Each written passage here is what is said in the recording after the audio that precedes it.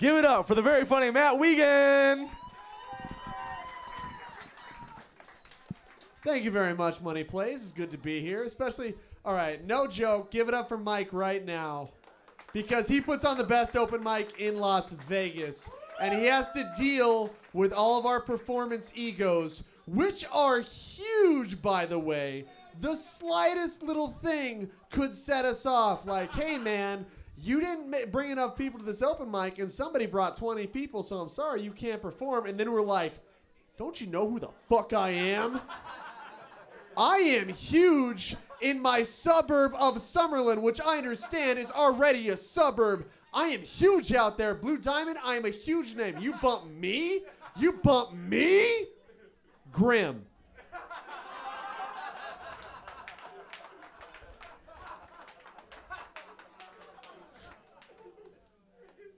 I seriously love everybody that works here at Money Plays. I love them. Stan the bartender, give it up for him right now. This guy.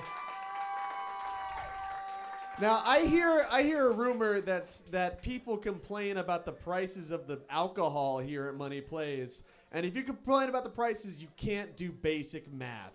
Because me and Stan have the same relationship that the dollar menu at Wendy's that I have.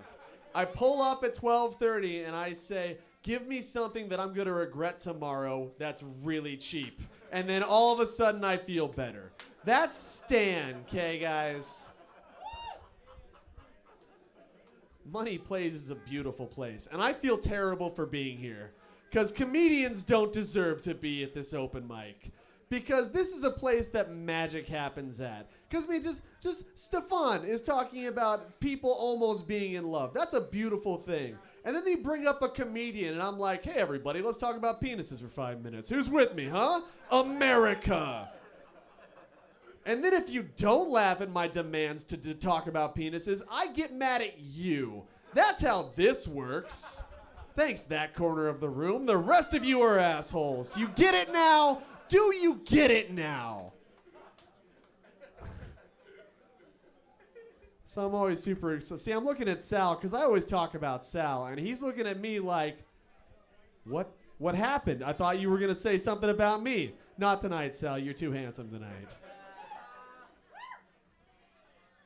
Sal, in the last 12 years, have you not gotten laid at least 4 times a week? Do you guys all know Sal?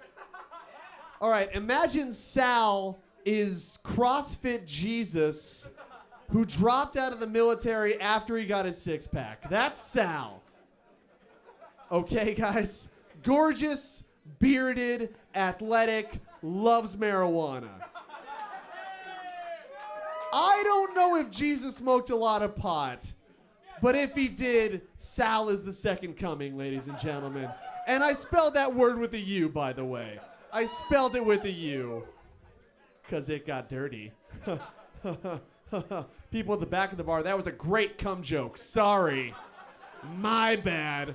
Thought we were here for art.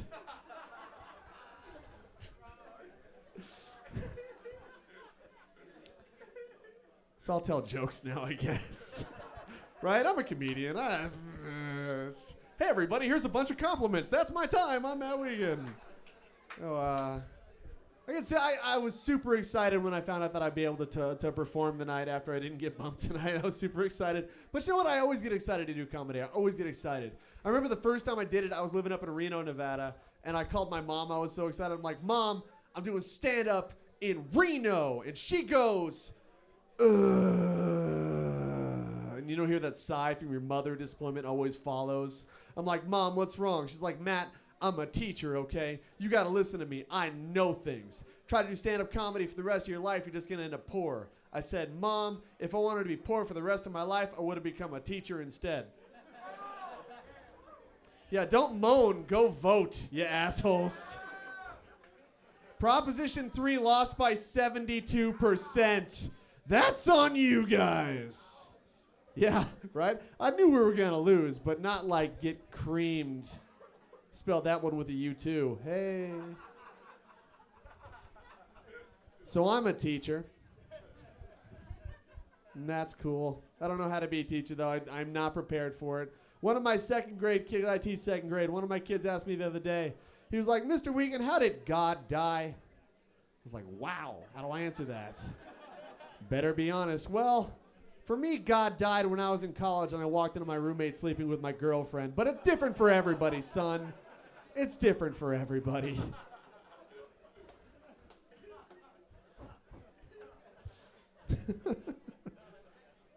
But are there any Byron's a teacher? Are there any other teachers besides Byron in the house right now? Any other teachers? Come on, guys, raise your hands. I know. Well, give it up for Byron then, because he's a teacher in Nevada, and Nevada doesn't give a shit about our teachers. We don't give a shit. Here's a stat for you guys. You can Google this right now. We are 51st out of 50 in public education. We're so bad we beat math, guys. All right, we're one behind Libya right now. There are Somali pirates that wouldn't raise their children in Nevada because they care about their futures, okay? Wow is right. Again, go votes.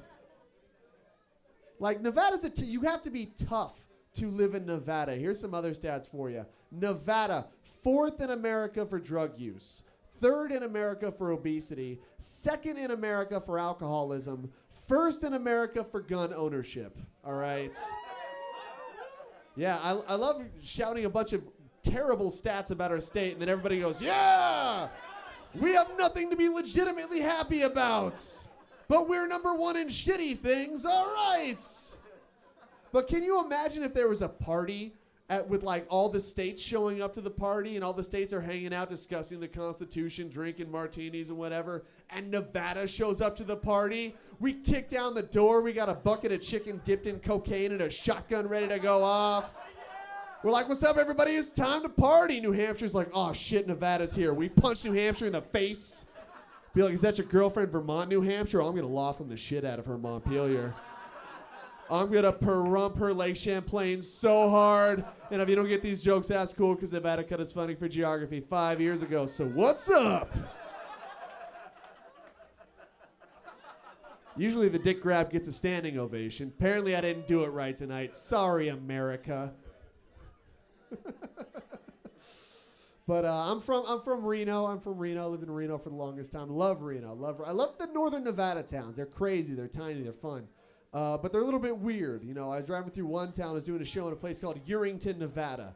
About 15,000 people live there. I was driving through. I got pulled over. Cop comes up to my window. He's like, you know why I pulled you over, son? I was like, speeding. He's like, that's right, son. We'll do things a bit slower out here in Urington. I was like, man, I'd hate to get raped in Urington. This side of the room thought that was funny. This side of the room has morals. Also a small town called Fallon, Nevada. Fallon, Nevada. I love Fallon. Fallon. Yeah, you know Fallon?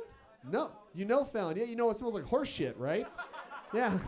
When you drive into Fallon, it's got this sign that says, welcome to Fallon, the oasis of Nevada. And there's nothing but meth heads that live there. And I'm like, well, maybe you should change your sign to welcome to Fallon. We don't know what the word oasis means.